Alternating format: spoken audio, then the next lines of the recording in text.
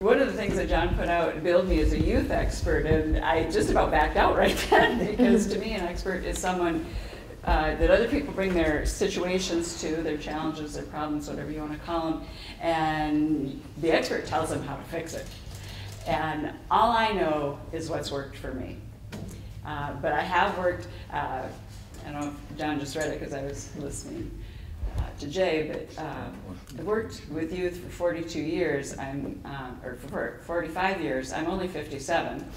So that means I started when I was 12. And I do consider that I started when I was 12. I was leading songs at Girl Scout Day Camp.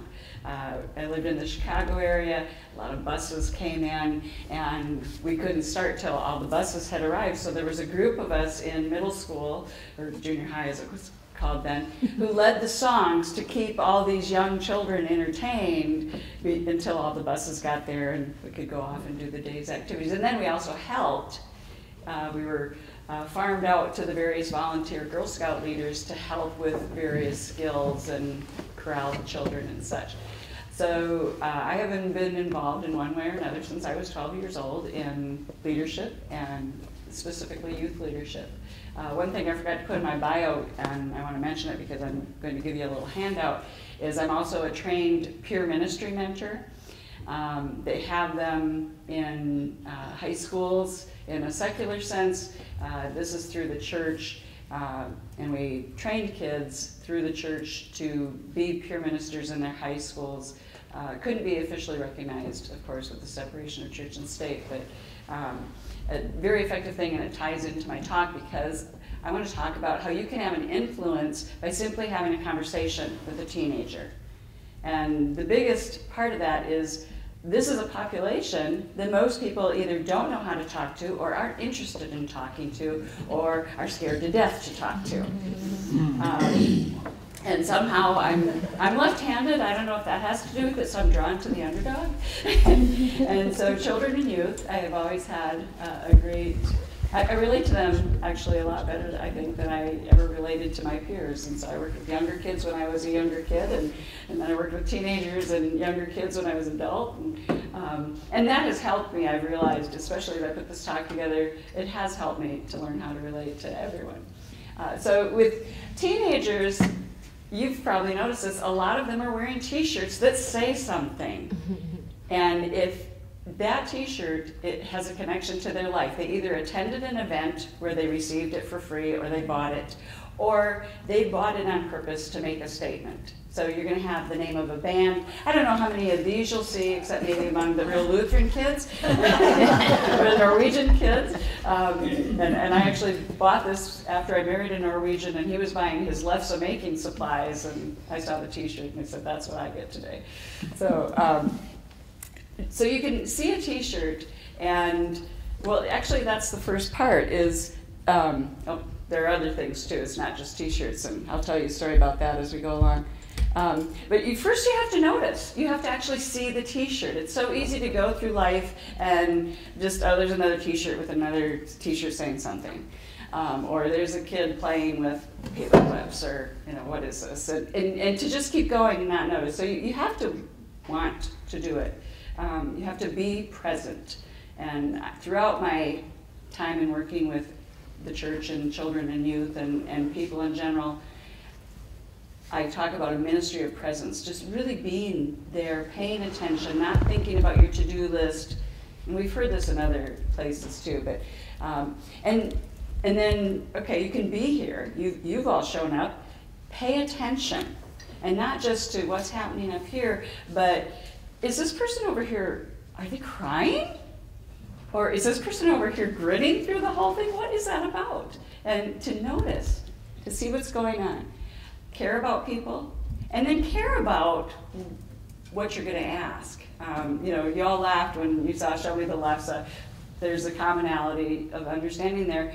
Usually for me, I see a kid's t-shirt and I have no idea what it's about, and so I'll ask a question. The other day, before Christmas, we were Christmas shopping, we were in a mall, and I was walking behind these kids, and they had the name of a band, and there was a satanic image. No, there was a number 4 in the name of the band, which was Death. So the A was in the shape of a 4. And I thought, wonder what that's all about. First, death, oh my gosh, and that would make a lot of people run the other direction. But like, what is it with the 4? I'm a curious person. So I catch up to these young men and I said, I'm just curious. I hope you don't mind me asking. I noticed your sweatshirt. And do you know why? Is there a special reason that the A is a 4? And they're kind of like, what is this lady talking about? What is this old woman? If you're over 30, you are ancient. What is this old lady talking to me about my sweatshirt? Which sweatshirt am I wearing? and it's a band. And I said, well, I kind of figured that. And I said, is there a significance? And they said, not as far as we know. Okay, they went on their way, I went on my way. Was that an influence? I do believe it was. An adult spoke to them in a non-judgmental way about something that could have been very offensive to a lot of adults. An adult took the time to say, hey, I'm interested in what you're interested in. And at the very least, the influence on those kids was, hey, not all adults are mean and angry and upset with my lifestyle. So care about the people, care about the answer to your inquiry, have a real conversation no matter how short it is. It is an influence, believe me, it is. Listen, maybe you'll learn something. Another t-shirt that I used to run the church camp for the state of South Dakota, Episcopal Church. No judging, which does not mean you suspend your judgment. Kid comes to camp and he's wearing an ICP t-shirt. And the first way I freaked him out is I knew what ICP stood for. And I said, so, do you think Insane Clown Posse changed to the initials because they were getting too much flack about their name? And after he got over his initial shock of an adult knows about Insane Clown Posse, he said, oh, do you listen to the music? And I said, well, no, I don't, because the young people I've talked to have made it fairly clear that it's probably not the kind of music I want to have in my life. So I don't know about them, but I do know about the band. And then this young person said, yeah, I probably shouldn't listen to them either. And I didn't jump on that and like, yeah, you should really think about that. I just very gently and openly said, it's interesting that you say that. Since you brought it up and said it that way, maybe you do want to think about that. And then we went on and talked about other things. And this is the thing about youth ministry especially, or teaching, you never know sometimes what your impact is. I do not know if that young person stopped listening to Insane Clown Posse. I do not know if they made other changes in their lives because of that conversation. But I do know, again, that an adult listened to them with interest, without judgment, with caring. And that, to me, is what my life has been all about, is that every young person, hopefully every person who comes in contact with me, knows that they are loved. And by how we interact when we do get reunited, I have gotten that feedback. I know it's true. Sometimes you get it. When I was teaching, I kept telling my principal that I was going to paper my walls with seed packets to remind me that I am just planting seeds I may never see even the sprouts come up. So time is not important. I've just made the point several times that it can be a very short encounter, but you've made an influence. You've impacted someone's life, hopefully with love. Relationships, though, can develop. I put out something on Facebook through the camp group saying, if you're willing to let me share, could you be specific about how I've had an impact on your life, because I'm going to be giving this talk. And it's, again, we don't know how we've influenced people. One of the people wrote back and said, you have influenced my creativity because you always come up with weird things and you go with it, and you're a very creative person. Well, I've always thought that was like one of my secrets that I kept inside until the past few years, which is foolish of me to think that, because yeah, I am the one that says, well, what if we tried this? Or what if we do? And, but that it actually influenced someone to go with the variables and try creativity in their life, and that she articulated that. It blew me away. Another young man said, "You are one of the few sane adults in my life." And I actually have known that for several years, because he came and worked for me, and as we were going through our training to work with the children, and I said, you know, a lot of the kids that come to camp don't often have sit-down meals with their family, so we serve family style. And he said, yeah, this is how we eat at my house. And he went on to describe how all 8 people living in his household ate in a different room, doing a different activity, and very rarely sat down as a family, even though they love each other very much. Very rarely sat down to eat. And I'm thinking, oh, I thought that was a little more out there, and it's right here. And so when he wrote and said, "You're my second mom, you've been one of the sane adults, one of the few sane adults in my life." So once in a while, especially if you ask, you might find out. But do give the conversation the time it needs. That encounter in the mall, very short time. And then thank the person. Show them that respect of saying, well, thank you for telling me about this, or it can be very simple as that. So the paper clips. I hope you can see that. It's those 2 paper clips, well, actually 2 other paper clips, but 2 paper clips twisted together. And I have inserted a nail so that they don't fall apart, because I've had this for over 15 years and I have moved it around.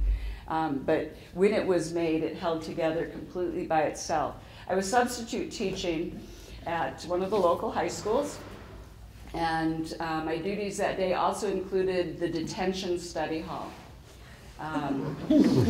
Yeah, so you already know you're going into a situation, and it was made very clear to me that we follow the rules, we follow them very strictly, no talking, etc. I'm not very good at following the rules. I was a good substitute. I followed the lesson plan, mostly. So I got in there, and there was a young man who was sitting right by the teacher's desk, and he was drawing. And so I checked with him, you know, what is your homework? What should you be working on? And he showed me and worked on it. But I admired his drawing.